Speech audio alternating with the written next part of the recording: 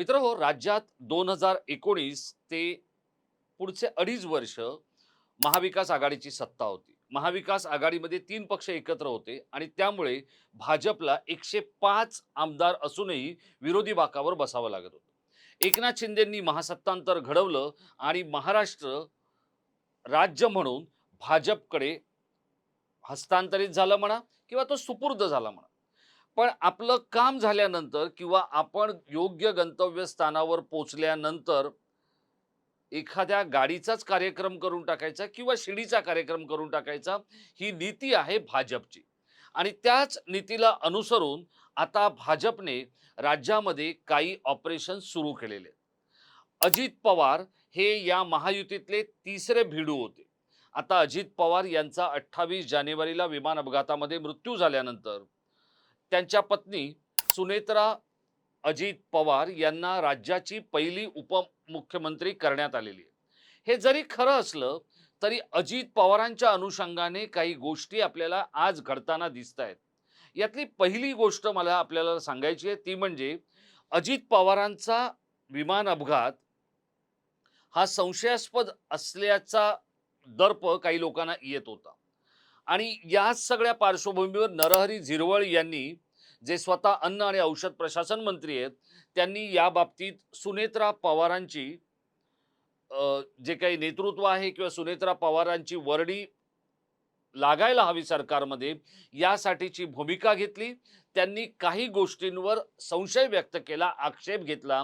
त्यानंतर त्यांच्या कार्यालयावर थेट लाचलुचपत प्रतिबंधक विभागाची धाड पडते. आता रामचंद्र गाडे नावाचे जे त्यांचे खाजगी सचिव आहेत त्यांना कार्यमुक्त करण्यात आले. बघा, ही घटना छोटी आहे, त्यामुळे एका मोठ्या दैनिकाने या छोट्या बातमीला एक कोपऱ्यातली जागा दिलेली. आता ही गोष्ट एका बाजूला घडते, म्हणजे जो जो आपल्याला नडेल त्याला नेस्तनाबूत करायचं किंवा जो आपल्या समोर मोठा होईल त्याला नेस्तनाबूत करायचं, अशी नीती घेऊन भाजप चाललंय का, असा प्रश्न पडणारी स्थिती आपल्याला भिवंडी निजामपूर महानगरपालिकेमध्ये घडताना दिसते. अजित पवारांनंतर आपल्याला डोईजड कोण होऊ शकेल, तर एकनाथ शिंदे आपल्याला डोईजड होऊ शकतील, हे विधानसभा निवडणुकांनंतर भाजपच्या लक्षात आलेलं आहे. आणि त्यामुळे ठाण्यातल्या किंवा ठाण्याच्या अगदी अंगणात असलेल्या भिवंडी निजामपूर महानगरपालिकेमध्ये एकनाथ शिंदेंचाच पॉलिटिकल गेम करण्याचा प्रयत्न भाजपनं सुरू केला, अशी चर्चा आता भिवंडीत आहे. मी चर्चा म्हटलंय, अशी चर्चा भिवंडीत आहे, अशी चर्चा ठाणे जिल्ह्यात आहे. पण एकनाथ शिंदेंचा गेम करण्याच्या प्रयत्नामध्ये भाजपच्या प्रदेशाध्यक्ष असलेल्या रवींद्र चव्हाणांचाच काउंटर झालाय. कसा झालाय ते मी आपल्याला संक्षिप्त स्वरूपात सांगण्याचा प्रयत्न करणार आहे. नमस्कार मित्रो, मी राजेश कोचरेकर आणि आपण पाहताय आपलं आवडतं न्यूज पोर्टल टाइम महाराष्ट्र. मित्रहो, रवींद्र चव्हाण हे महाराष्ट्राच्या राजकारणातलं एक असं नाव आहे. अर्थात ते आता प्रदेशाध्यक्ष आहेत. त्यांच्या क्षमतेपेक्षा कैक पटीनं मोठं पद त्यांच्याकडे देवेंद्र फडणवीस यांच्या आशीर्वादामुळे आणि अमित शहा यांच्या कृपेमुळे आलेलं आहे. रवींद्र चव्हाण हे स्वतः मास लीडर आहेत का, तर नाही. ते उत्तम प्रशासकीय किंवा उत्तम मंत्री आहेत का, तरी सुद्धा नाही. पण रवींद्र चव्हाण हे मिशन ओरिएंटेड काम करत असतात. त्यांना एखादं मिशन दिलं तर ते त्यावर लागून राहतात दिवस रात्र आणि ते रिझल्ट काढतात, अशी त्यांच्या पक्षातल्या काही प्रमुख नेत्यांची धारणा आहे. पण याच धारणेमुळे आपलं नेतृत्व किंवा आपलं राजकारण हे मर्यादित करण्याचं काम रवींद्र चव्हाणांनी गेली काही वर्ष केलेलं आहे. त्यामध्ये त्यांना यश आलं की अपयश आलं, या फांद्यात आपण पडायचं नाही, कारण ते काही फार मोठे यश मिळवण्यासाठी घराबाहेर पडलेले नाहीयेत. आपला मतदारसंघ किंवा आपलं एखादं मंत्रिपद इतकंच मर्यादित राहावं, अशी त्यांची क्षमता आणि अशी त्यांची रणनीती आहे. या रवींद्र चव्हाणांना सगळ्यात पहिल्यांदा सेटबॅक बसला तो कल्याण डोंबिवली महानगरपालिकेमध्ये. महापौर त्यांचा न होता तो महायुतीचा महापौर झाला. आता याच रवींद्र चव्हाणांच्या कार्यकक्षेमध्ये किंवा जिल्ह्यामध्ये येणारी जी भिवंडी महानगरपालिका आहे, ज्याला भिवंडी निजामपूर महानगरपालिका म्हणतो, जिची क्षमता आहे 90 संख्याबळाची, ती महानगरपालिका सुद्धा शिंदेंना मिळू नये याच्यासाठी एक व्यवस्था करण्यात आली. आता या महानगरपालिकेमधलं जे काही संख्याबळ आहे ते मी आपल्याला झपकन सांगतो, म्हणजे आपल्याला लक्षात येईल की तिथे नेमकं करायचं काय होतं आणि झालं काय. तिथे काँग्रेसने 30 जागा जिंकलेल्या आहेत, भाजपने 22 जागा जिंकलेल्या आहेत, शिवसेनेनं 12 जागा जिंकलेल्या आहेत, म्हणजे कोणत्या? शिंदेच्या शिवसेनेनं. राष्ट्रवादी काँग्रेस, शरद पवार गटाने 12 जागा जिंकलेल्या आहेत, समाजवादीला 6 जागा, कोणार्क विकास आघाडीला 4 जागा, बहुजन विकास पक्षाला 3 जागा आणि 1 जागा तिथे अपक्षांना मिळालेली आहे. आता ज्या वेळेला या महानगरपालिकेचे महापौर म्हणून पत्र कोणाला दिलं गेलं होतं? 5 तारखेला नारायण चौधरी या भाजपच्या नेत्याला पत्र दिलं गेलं होतं, की तुम्ही महापौर पदाचे उमेदवार असणार. पण हे पत्र तिथल्या एका स्थानिक पुढाऱ्याने बदलून टाकलं आणि त्या जागेवर स्नेहा पाटील यांची निवड करण्यात आली. स्नेहा मेहुल पाटील यांना महापौर पदाच्या निवडणुकीमध्ये मतं किती मिळाली? तर 16 मतं मिळाली. आणि एकनाथ शिंदे यांच्या सगळ्या या जांगडगुत्त्याला किती मतं मिळाली? 25 मतं मिळाली.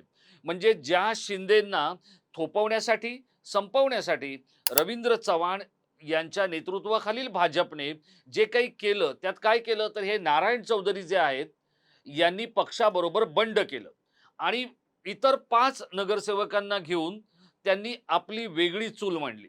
आता या ठिकाणी विलास पाटील जे आहेत कोणार्क विकास आघाडीचे, त्यांना हा भिवंडी महानगरपालिकेचा महापौर हा फक्त आणि फक्त पैशांच्या जोरावर महापौर होतो. तुम्हाला तिथे काही येऊ दे, तुम्ही तिथे ज्येष्ठ असू द्या, तुम्हाला प्रशासन कळू दे, या सगळ्या कशाचा कशाशी काही संबंध नसतो. ही महानगरपालिका अत्यंत तोट्यात, कर्जात डुबलेली महानगरपालिका आहे. हां, पण इथे काय आहे ते मी आपल्याला सांगतो. इथे खूप मोठ्या-मोठ्या कंपन्यांचे गोडाउन्स आहेत. आता गोडाउन्स म्हणजे काय? तर या शेत जमिनीवर अगदी ज्या काही मोठ्या-मोठ्या बरॅक्स बनवलेल्या आहेत, त्याच्यात वेगवेगळ्या बहुराष्ट्रीय कंपन्या स्वतःचा माल ठेवतात.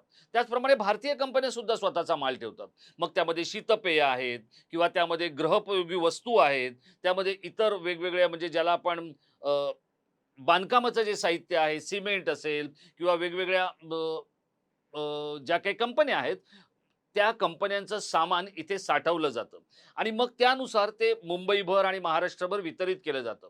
या हा जो इथला जो धंदा आहे, गोदामांचा धंदा, हा प्रचंड मोठ्या प्रमाणात आणि काही हजार कोटींचा इथे टर्नओव्हर असतो. बघा, महानगरपालिका तोट्यात, पण इथले सगळे पाटील, इथले सगळे जे काही शेठ आहेत, ते जर तुम्ही पाहिले, तर तुमचे डोळे विस्फारून जातील. इथे जी काही सोन्याची दुकानं आहेत किंवा इथे जी काही गाड्यांची दुकानं आहेत, म्हणजे ऑटोमोबाईलची किंवा इथे ज्या काही वेगवेगळ्या परदेशी मिळणाऱ्या गोष्टी आहेत, त्यांची इथे चांदी असते. तर ती कोणामुळे असते? तर हा जो भिवंडीतला गोदामांचा अनधिकृत व्यवसाय जो चालतो, त्याच्या जोरावर असते.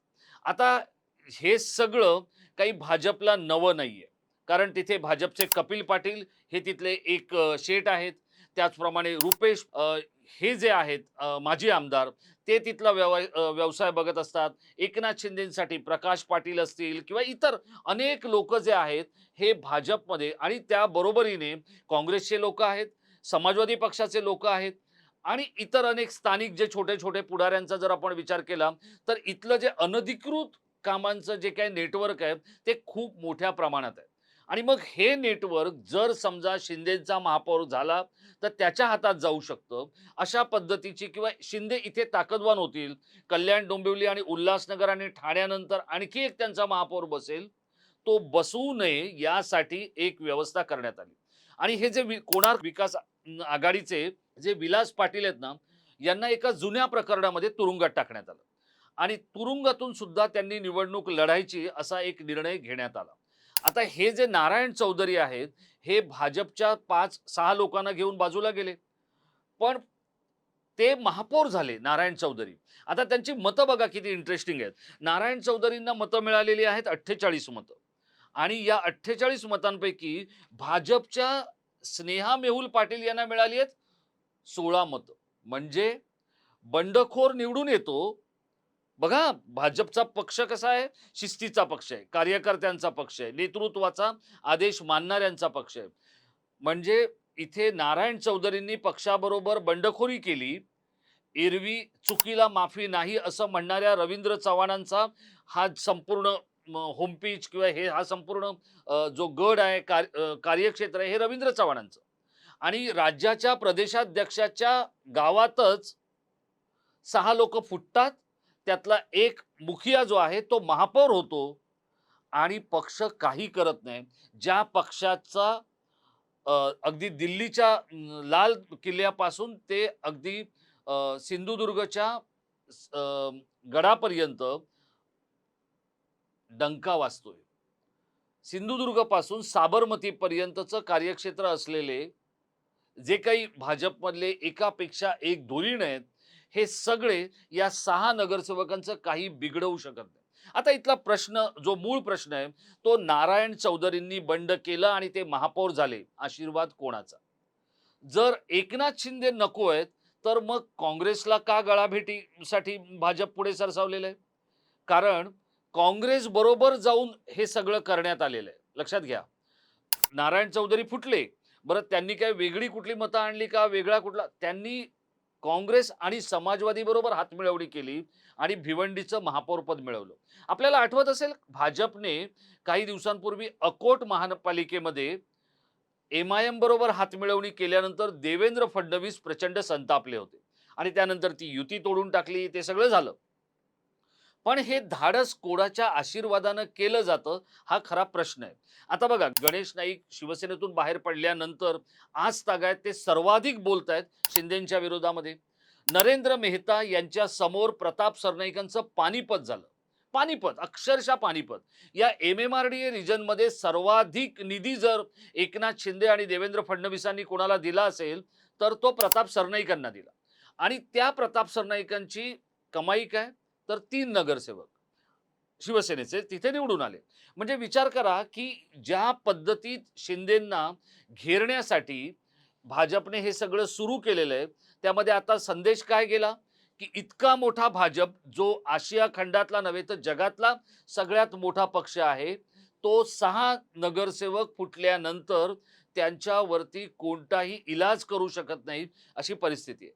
आता मी आपल्याला यातली सगळ्यात महत्त्वाची गोष्ट सांगणार आहे, ती म्हणजे गेल्या काही काळामध्ये रवींद्र चव्हाण यांच्या कार्यशैलीमुळे त्यांनी आपले अगदी कल्याण डोंबिवलीपासून ते थेट राज्यातल्या सगळ्या भागामध्ये जे जे झोपलेले विरोधक होते, ते सगळे जागे करून टाकलेले आहेत. आणि त्यामुळे ज्या प्रदेशाध्यक्षाला आपली राहती महानगरपालिका महापौर म्हणून जिंकता येत नाही, तिथेही महायुतीचा आधार घ्यावा लागतो.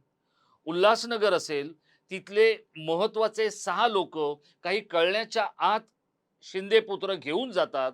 भिवंडी महानगरपालिका, की जिथे 6 नगरसेवक फुटतात आणि फुटीर असलेल्या नारायण चौधरींना महापौर पद काँग्रेस आणि समाजवादी पक्षाबरोबर मिळवावं लागतं. त्या रवींद्र चव्हाणांचं उरलेल्या महाराष्ट्रासाठीचं योगदान काय? या संपूर्ण निवडणुका ज्या काही जिंकल्या, असं आता काही मंडळी सांगतील, की रवींद्र चव्हाणांनी हे केलं, रवींद्र चव्हाणांनी ते केलं. माझा प्रश्न असा आहे, मग जर रवींद्र चव्हाणांनी हे केलं, तर देवेंद्र फडणवीसांनी काय केलं? मित्रहो, हे सगळं स्थानिक स्वराज्य संस्थेतलं यश हे देवेंद्र गंगाधर फडणवीस यांचं आहे. प्रदेशाध्यक्ष म्हणून रवींद्र चव्हाणांना किती से होता? बावनकुळे नेमकं काय करत होते? सुधीर मुनगंटीवारांच्याकडे काय चाललं होतं? या सगळ्या गोष्टीचा जर आपण धांडोळा घेतला, तर भाजपमध्ये काही आलबेल नाहीये. हां, भाजपने काय करायचं ठरवलंय, तर अजितदादा आता आपल्यात नाहीयेत. आता आपला दुसरा मित्र जो आहे एकनाथ शिंदे, त्यांचं राजकीय पानिपत करायचा एककल्ली कार्यक्रम काही मंडळींनी, मी भाजपने असं म्हणत नाहीये, पण जर त्या काही मंडळींनी घेतला असेल हाती, तर भाजपेश्वर असलेले दिल्लीश्वर काय करतायत? आणि देवेंद्र फडणवीसांना या सगळ्या गोष्टींची कुणकुण नाही आहे का? त्यांना हे सगळं अंधारात ठेवून सुरू आहे का? जर त्यांना अंधारात ठेवून सुरू आहे, तर मग अकोट सारखा निर्णय ते भिवंडीमध्ये देणार आहेत का? कोकण विभागीय आयुक्तांकडे जाऊन किंवा राज्य निवडणूक आयोगाकडे नारायण चौधरी यांच्याबद्दल किंवा त्यांच्याबरोबर गेलेल्या 5 नगरसेवकांचं भाजप काय करणार आहे? शिंदेंचा काउंटर करण्याच्या प्रयत्नामध्ये कुठे अकोटमध्ये भाजप MIM बरोबर युती करतंय, तर आज भिवंडीमध्ये बघा योगायोग कसा आहे. आज भिवंडीमध्ये राहुल गांधी सुद्धा होते. राहुल गांधींना तिथे काळे झेंडे दाखवण्यात आले होते. एका जुन्या केससाठी ते तिथे आलेले होते. पण ज्या काँग्रेसला अगदी दिल्लीपासून महाराष्ट्रापर्यंत ठोकाठोकी करायचं काम भाजप करते आहे, त्याच काँग्रेसला बरोबर घेऊन शिंदेंचा पॉलिटिकल गेम करण्याचा जो काही कार्यक्रम भिवंडीमध्ये सुरू झालेला आहे, त्यामध्ये एक गोष्ट स्पष्ट झालेली आहे, की रवींद्र चव्हाणांनी स्वतःचा काउंटर करून घेतलेला आहे. काउंटर या शब्दाचा उत्तम अर्थ रवींद्र चव्हाण स्वतः जाणतात. खरं तर रवींद्र चव्हाण खूप तरुण आहेत. त्यांना प्रदेशाध्यक्ष पदावर मिळालेली संधी ही एक कोकणी सुपुत्र म्हणून कुणीही कोकणी माणसाने ती अगदी सकारात्मक घ्यायला हवी होती. पण रवींद्र चव्हाणांनी केलेली त्यांची जी काही कार्यप्रणाली आहे, मग ती अगदी सावंतवाडीपासून किंवा दोडा मार्गापासून ते अगदी मीरा रोड पर्यंत जर आपण बघायला गेलो, तर ती कुठल्याच फार लाँग टाईमचं यश मिळणाऱ्या चौकटीत बसत नाही. ती तात्कालिक यशासाठी योग्य असेल, पण त्यातून एक मोठा नेता, एक दूरदृष्टी असलेला नेता होऊ शकत नाही, हे भिवंडी निजामपूर महानगरपालिकेने आपल्याला दाखवून दिलेलं आहे. आता जे जे शिंदेंच्या बाजूने जात होते, त्या सगळ्यांचा काउंटर तर तिथे झालेला आहे. मग ते विलास पाटील असू द्या किंवा अगदी आणखी कोणी असू द्या. मग हे असं सगळं सुरू असताना एकट्या शिंदेंचा गेम झालाय का? तर त्याचं उत्तर नाही आहे. काउंटर रवींद्र चव्हाणांचा सुद्धा झालेला आहे आणि त्यामुळे जे पण एकनाथ शिंदेंच्या वाट्याला तिकडे आलेलं आहे, आता तिथे काय आलेलं आहे, शिंदेंचे लोक काय प्रोपगंडा करतायत, की भाजपपेक्षा आम्हाला जास्त मतं मिळाली. म्हणजे कोणाला? तर कोणार्क विकास आघाडीला 25 मतं मिळालेली आहेत या महापौर पदाच्या सगळ्या या निवडणुकीमध्ये. एकूण 89 लोकांनी मतदान केलेलं आहे. 48 मतं जर नारायण चौधरींना मिळाली असतील, तर भाजपच्या अधिकृत उमेदवाराला फक्त 16 मतं मिळतात. हे रवींद्र चव्हाणांना आणि देवेंद्र फडणवीसांना पटणार आहे का? काँग्रेस बरोबर हातमिळवणी केली, ही जी काही बदनामी सोशल मीडियावर आणि माध्यमांमध्ये होते, भिवंडी आणि ठाणे जिल्ह्यामध्ये होते, याचा धनी कोण होणार? रवींद्र चव्हाण की देवेंद्र फडणवीस की स्थानिक भाजपचे नेते? एकनाथ शिंदेंचा जो काही गेम करायचा आहे किंवा तो त्यांचा गेम त्यांचे लोकच करतील अशी परिस्थिती जर आपल्याला दिसते, मग भाजप स्वतःचे हात खराब का करतंय? जर इतका मोठा पक्ष आहे, तर एकट्या एकनाथ शिंदेंना नियंत्रणात ठेवण्यासाठी साम दाम दंड भेद भाजपचे प्रदेशाध्यक्ष का वापरतायत? हा एक सामान्य माणसाला किंवा सामान्य ठाणेकराला, डोंबिवलीकराला, कल्याणकरांना पडणारा हा प्रश्न आहे. आणि त्यामुळे या भिवंडी निजामपूर महानगरपालिकेमध्ये जी स्वतः अत्यंत भिकेला लागलेली आहे, कर्जात बुडालेली आहे, जी अनेक ठेकेदारांना देण्यासाठी पैसे नाही आहेत, अनेक कामं तिथली खोळंबून पडलेली आहेत, अशा वेळेला ती महानगरपालिका शिंदेंना जिंकता येऊ नये, त्यासाठी काँग्रेस चालेल, समाजवादी पार्टी चालेल, पण शिंदे नकोत, असं म्हणणाऱ्या रवींद्र चव्हाणांना फार काळ यश येऊ शकतं असं आपल्याला वाटतं का? भिवंडीमध्ये एकनाथ शिंदेंचा पॉलिटिकल गेम झालेला आहे, पण त्याच वेळेला काउंटडाऊन मात्र प्रदेशाध्यक्ष असलेल्या रवींद्र चव्हाणांचा सुरू झालाय, हे मात्र भिवंडीने अधोरेखित केलेलं आहे. मित्रहो, या सगळ्याबद्दल आपल्याला काय वाटतं? आपण आम्हाला या व्हिडिओच्या खाली असलेल्या इनबॉक्समधून जरूर कळवा. आपण जर संसदीय पद्धतीने म्हणजे कालचा माझा व्हिडिओ आहे, त्यामध्ये खूप लोकांनी आपल्या प्रतिक्रिया कळवलेल्या आहेत. त्यावर मी लवकरच येणार आहे, कारण मी राज ठाकरेंच्या संदर्भातला आणखी एक वेगळा व्हिडिओ घेऊन येणार आहे. पण त्याच वेळेला आज भिवंडीमध्ये जे काही घडलं, आज म्हणजे काल भिवंडीमध्ये जे काही घडलं आणि नारायण चौधरी यांच्यासारखा फुटीर माणूस भाजपने महापौर पदावर बसवला. आता भाजप गिरे तो भी टांग उपरवाली रणनीती करत असतं. ते म्हणतील नारायण चौधरी सुद्धा आमचेच आहेत आणि कारण ते भाजपचे जुने होते, माजी होते. आता ते महापौर झालेत. थोड्या वेळाने भाजप त्यांना शुद्धीकरण करून घेणार आहे का? का शिस्तीचा बडगा दाखवून त्यांना बाहेरचा रस्ता दाखवणार आहे? आपल्याला काय वाटतं? आपण आम्हाला जरूर कळवा. आपण जी मतं आणि मुद्दे मांडाल त्यावर माझा पुढचा व्हिडिओ येणार आहे. धन्यवाद.